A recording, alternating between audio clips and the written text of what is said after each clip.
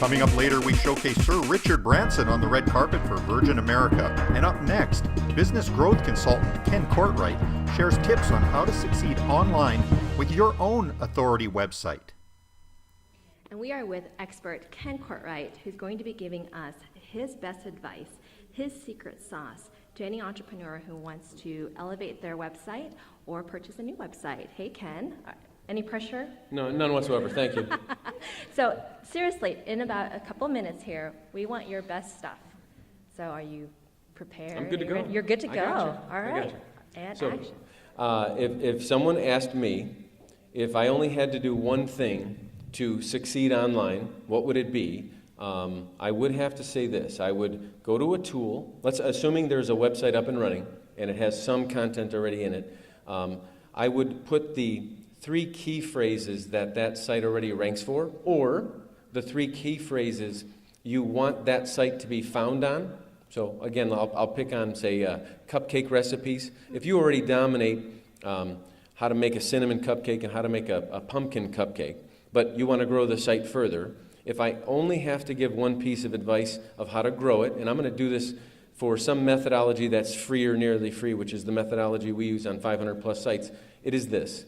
I would put the phrases I want to dominate into a tool called Google AdWords Keyword Tool, and I would do something very, very specific. I would run the tool, and when you put a couple key phrases in the tool, it's going to kick you back anywhere from 200 to 800 other phrases that people are searching outside of those top 2. Okay. And it gives them back to you in what's called relevance.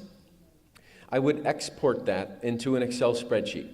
And then what I would do is once I have that Excel spreadsheet with those 800 phrases, I would do what's called a data sort with the whole sheet. So if it gives me, let's just pick on 400 phrases, I would do a data sort by the column that is showing people how many people a month search for each of those phrases. So let's say the word cupcake was searched 1.1 million times, and how to bake a New Zealand pumpkin stir-fry cupcake was searched 1 time.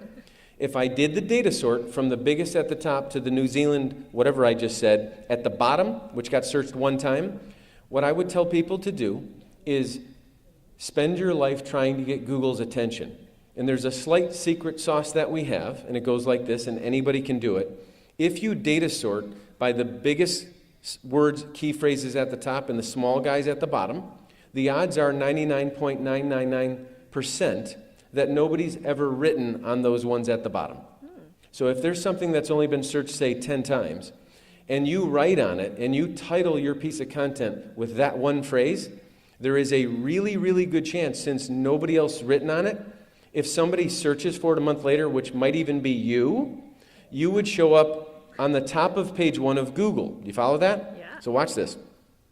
Anytime something is searched, which, by the way, 26% of all searches every day have never been searched before. So I'll say that again. 26% of all searches every day, 24/7 in every country, Google has never seen that search before. They don't know where to send it. So watch this. If you dominate number 1 on page 1 on any phrase, including one that is very seldom searched, that number 1 ranking is called an authoritative pointer. So Google is pointing to you saying, oh, they're at the top of the list for that phrase. Even though kind of, sort of, you almost made up that phrase, right?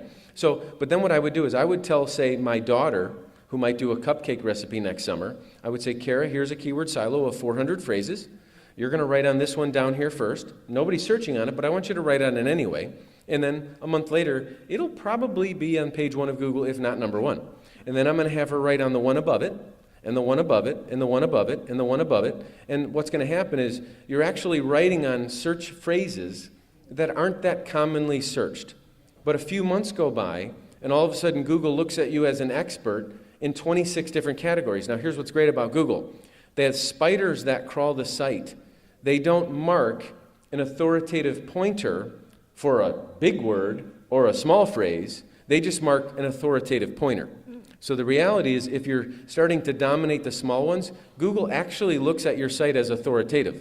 And then what we teach people is you start writing at the bottom. Then you jump about a third of the keyword silo. You jump up about a third, go into some slightly meatier words, maybe ones that are searched 1,000, 10,000 times, and you start writing on it. We have found that there's a lot of times when you jump up a lot of phrases into some that are actually searched quite often, you'll actually come up 1, 2, 3, 4, 5 organically in search. And you just keep going, and what's really cool is if you do that jump and you start writing there and you start ranking, when you make a bigger jump up here, you won't rank as high, but it actually starts lifting up the middle piece as well. So my advice would be, nobody is so special that this doesn't work for them. It'll work in any industry. Start a website, start writing, don't stop, write at least once a week, and start with the smaller words. Let the big boys fight for the big ones, and eventually as you climb up, you will be one of the big ones.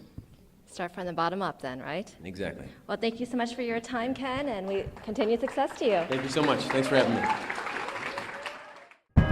Up next, Sir Richard Branson celebrates the expansion of Virgin America in Las Vegas and shares entrepreneurial advice such as, screw it, just do it. Well, if you're alive today, you're obviously watching Vegasnet TV. Mr. Branson! Hello. Hello! How are you? Right here? Oh yeah, we have to get a book signing. A book signing here with Sir Richard Branson. Woohoo!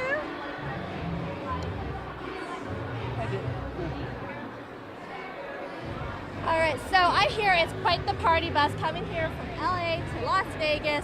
How exciting was that? It's always fun on Virgin. This Virgin does go the whole way.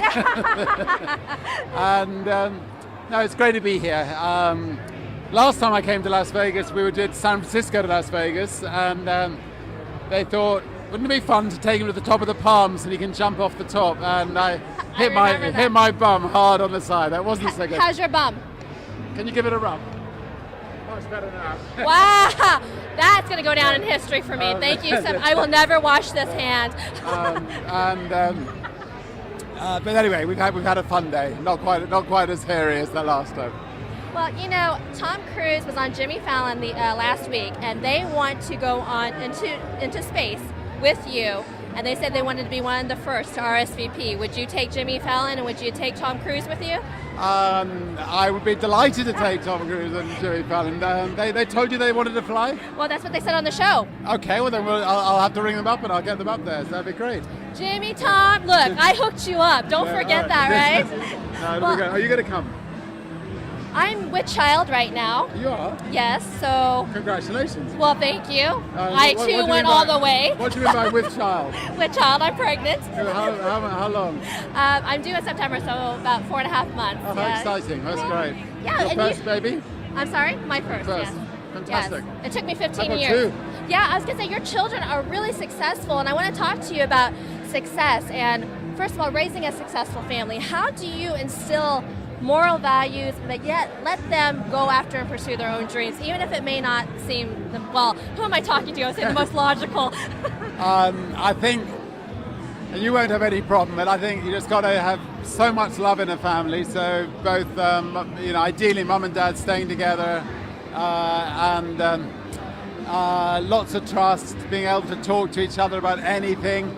You know, if your kid wants to smoke a joint, you haven't got that to worry about yet. Oh my gosh, you're stressing me out already. Make sure they're happy to tell you about it.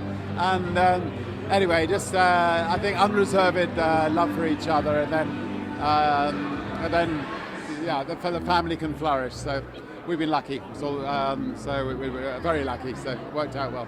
You know, I was talking to my husband about you a couple of nights ago, and I was saying, you know, who in their right mind could think of developing these big entrepreneurial companies, these big visions, because we have great respect for entrepreneurs, and being entrepreneurs ourselves, we know the struggle that sometimes it takes, the ups and the downs. We've been together for over 15 years, you know, lost it all, built it back up, and it makes you stronger. So throughout your journey, if you were to look back, if you could give like one seed of advice to anybody out there who is looking to start a business or looking to do something of value to them, to their own life, what would you say?